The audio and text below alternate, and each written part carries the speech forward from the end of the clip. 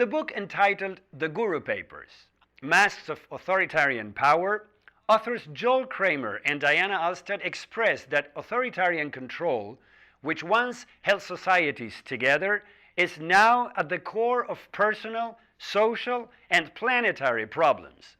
They examine why people give up power, why others abuse it, and how this is a key factor in social disintegration. Because Joel and Diana's book is relevant for understanding guru-disciple dynamics and to the upheaval in Anusara Yoga, I invited them here to join us. So a lot of American spiritual leaders call themselves spiritual teachers because they say they're not more spiritual than others, but they're further along on the path and they know more and they're more experienced, but they're not perfect. So most American leaders of spiritual groups don't call themselves gurus. So we're not saying there shouldn't be teachers. We're saying there shouldn't be authoritarian teachers and authoritarian spirituality that's based on unchallengeability and infallibility. You can't just surrender to someone and believe they have the whole scoop on everything. So that's an old model that keeps people childish, and we're trying to move out of adolescence. Well, there's a very common formula used where people, protect whatever beliefs they have. And the formula, and you can see it happening in the Anusara community, it happens in all communities. They say, the teachings are pure. It was the teacher that was corrupt.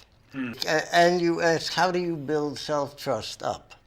You build self-trust by beginning to examine how it is you gave your power away, beginning to examine all of the things that you hold to be self-evident as up for questioning. One of the things they're going through is feeling disillusioned and betrayed. It's very, very important to understand what went wrong and not just focus on healing and feeling good right away and time will pass, the grief will pass.